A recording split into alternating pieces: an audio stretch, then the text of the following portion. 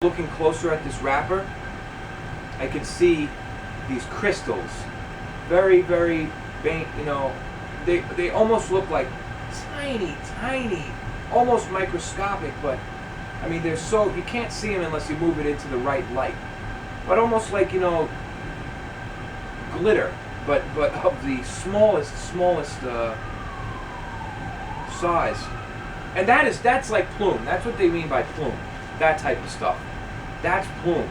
Not that white stuff you see growing on a cigar that's been in too much humidity. Happens a lot to Maduros especially, probably because of the fermentation process or whatever's been going on with them. They do acquire it more easily. But that's white mold, which it's a form. It can turn to yellow and then bluish mold if things get bad.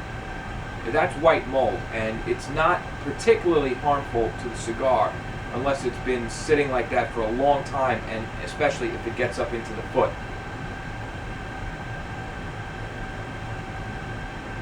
See, because the wrapper acts as a shield. The reason for that is once it's on the foot, once you can see it on the foot, chances are it's been going up inside.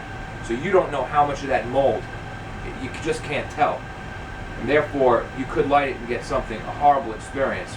Even if it's not a horrible experience, the taste is going to be altered in some way. Probably not in a good one. You don't know how much of that mold has been growing up into the cigar. You know, and once it gets in there, it's in heaven. You know, it's in a tight, dark, very damp space. And that's the end of that. So, you see that stuff? Wipe it off? Plume is that crystally stuff that sometimes it's very hard to see, other times it has a dusty appearance on older cigars, but it's a sign of progressively good aging.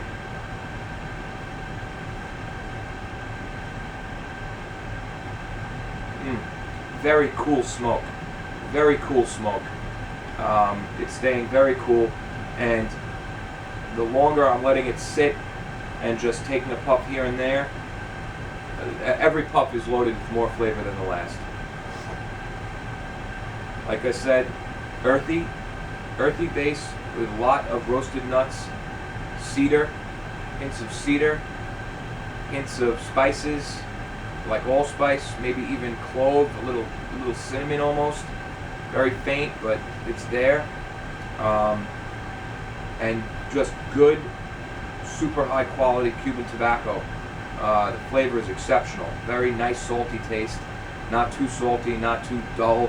Just right. And every once in a while I get this nice twang. You know, it's very refined. It's a refined twang. It's not like, you know, a screwdriver like the D4, which I like. But, you know, there's such a thing as a decadent palate, as they say, which, you know, takes in all these subtle flavors, and things don't have to be overpowering. Not that I have one, but that's what a word I would use to describe the flavors coming from this cigar, that I think someone with a decadent or almost angelic type palate, you know, super palate, would highly appreciate what's going on here. It's hard to say how good one's palate actually is. I mean, even if somebody's sensing something that you're not, you know, it simply may be because it's not there. You know, they may be thinking they sense something that's there, but it's not, or describing it in a way that you can't understand. It's hard to compare palates, you know, unless you give somebody a cigar that is just absolutely awful and they love it, or, you know, that you know is just a bitter shit stick. This is wonderful. I'm going to get a little bit deeper into the first third. You know, a couple of puffs. Make sure my battery's charged, and we'll get into a little bit of brand history. And later on, we'll be going into some viewer emails. We're going to go into a little brand history, and then I'll give you a little update on the first third. So, Romeo y Julieta, another one of the classic pre-revolution Cuban cigar brands, one of the most famous in the world. And I actually did putting together as much information as I could find. I did a little thing on the old website that hasn't been updated yet, but I keep saying I want to try to find somebody who wants to do this like me as a hobby and get in on it and really, do that. I'll talk to one of my, a close friend of mine that had been doing it with me before, but I doubt he's going to have the time for it. So eventually I want to find somebody out there who feels like managing a website in their spare time. If you have any interest, you can always shoot me an email and we'll talk. But for now, it hasn't been updated, but you can always go there, the drjoeshow.com, and look at the Romeo y Julieta jar and read all these facts that pretty much I'm going to repeat right here. Anyway, 1875, this brand was created. Ignacio Alvarez and Manon Garcia. 1875, so this brand is going on 140 years old. It is so it is one of the older ones, not as old as Upman, which is going to be 170, or Partagas, but it's pretty old. It's been around for a while. Of course, named after the famous tragedy by William Shakespeare.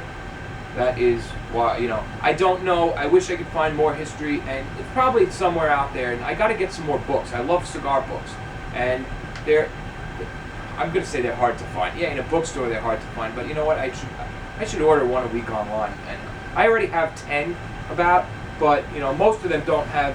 They either have a lot of information about growing and tobacco in general, or they have a little information on brands and brand history. But there's none so far that I found that has an exceptional level of, brand history about each brand. Like, okay, of course, it's named for the tragedy, but why? Why did they decide to name it after that play? Maybe the play was very famous at the time for some reason. It was maybe at that time there was a reproduction of the play in, who knows, London or France or somewhere that was garnishing a lot of attention, garnering. Anyway, between 1885 and 1900, it won numerous awards. I believe that was the World's Fair. I always say that must be the World's Fair, but I never actually looked it up. But anyway, that's where all these old brands have the medals on their logos at the time. Excuse me, this brand, I believe, I did not write it, did I write it down? I did not write it down. I believe it's either 15 or 16 medals that they have. And I counted once before, but I can't be sure right now. I think it's 16. Yeah, because it has to be even on each side, so it would be 8 and 8. I know it's more than 14. It's got to be 16. It truly blossomed when it was acquired by Jose Pepin Rodriguez Fernandez, or Jose Pepin Rodriguez, and most people attribute. He was the main. Once he acquired it, he was an exceptional salesman and promoter. And most people look at Romeo and Juliet and think about him rather than Manon Garcia, unless you know from the very beginning. But a lot of people think, oh yeah, it was created by Jose Pepin Rodriguez. It wasn't, but he acquired it in 1903. He was the former head of the famous Cabana factory, and his salesmanship attracted a plethora of wealthy clients, famous, wealthy, rich individuals. And many of these individuals, this is when this whole concept started, this is the kind of salesman he was. He had this idea, why not personalize the cigars? And many of these rich individuals wanted personalized cigar bands. They wanted a cigar with their own, branding wasn't such a big thing back then. As far as, the cigar is a cigar. People didn't walk around and say, oh, this is a Ralph Lauren shirt, this is a Calvin Klein bag. Branding wasn't, here's a Pepsi, here's a Coke. That's not the way it was. People would rather, personalization. On another level, instead of mass production, you had, fine craftsmanship. So everything was about the individual, the personalized individual. And at the height of this trend, as many as 2,000 different individual personalized bands were created just for Romeo y Juliet. Now, that's where collecting old bands becomes very interesting, because other brands started doing this too. And a lot of times the personalized band wouldn't even include the brand name or logo or anything about it. It wouldn't even say R&J. It would just be somebody's personalized band. So it would be hard to even attribute, unless somebody is, even experts. There are certain cases in which, you find a brand. Okay, this brand, this cigar band has a picture of a guy in a top hat and it says John Smith on it. Okay, well, we know it's a personalized Cuban cigar band, but how do we find out what cigar it was for? Sometimes you don't. But that's why old Cuban cigar band collections become very interesting. A lot more than, and there are a lot more than 27 brands, that magic number, where some brands aren't really even producing that much. There were hundreds, hundreds. There were no domestic, there were no Dominican, Nicaraguan, not on a production level anyway.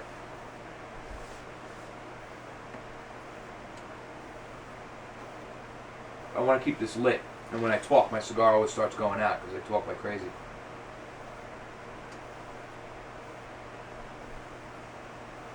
Very smoky. And I also don't want to kill it. Ooh, bit of coffee coming through now, and heavy nutmeg notes now. Nutmeg notes, almondy nutmeg notes, toasted nuts. Some. I just got a bit of heavy coffee. Maybe when it got a little hotter, pulling a little harder. Anyway, so you have over 2,000 personalized bands at the height of this era. The brand specialized in pyramid and figurado shapes. What comes to mind right away for me is the Romeo size, which there's different. When you look at Cuban cigars, you have the factory name, the factory shape, and then the production vitola shape, the shape that's on the box or that people know it by.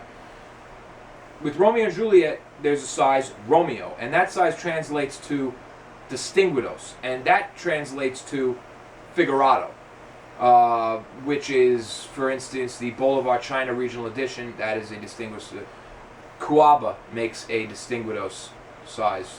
Okay, so that's one of those shapes, the Romeo. But they had, again, at the height, over 1,000 such shapes were in production. So not only did you have special customized bands, over 2,000 different personalized bands, but these guys, these rich people, they also wanted their own personalized shape. And Romeo specialized in the production of figurados and pyramids. Over 1,000 different pyramid and figurado shapes. Unbelievable. Unbelievable. I mean, they must have already had shapes that today they release as a special size, a new size. They probably already did it. Just don't know about it, Amazing. One day they're going to find some old room, and unfortunately because humidity and conditions, the cigars will probably be no good. But they'll find a treasure trove of old, like an old storage thing, some old rich collector, and find hundreds and hundreds of boxes of shit that just doesn't exist anymore. That would be cool. So, there you go. There you go. Specialized bands, specialized shapes, and this was all to the marketing genius of Jose Pepin Rodriguez Fernandez. Winston Churchill was the brand's most famous devotee. Today, whenever somebody says Churchill size, that's where the cigar actually got its name. The size is 7 by 47. That is the factory size for that cigar, 7 inches by 47 millimeter ring gauge. And that was Winston Churchill's favorite cigar. Again, the factory, and this is a little confusing, the factory name for that cigar is the Julieta No.2. Okay? And whenever you hear No.2, you think pyramid. You think Monty 2. You think Upman No.2.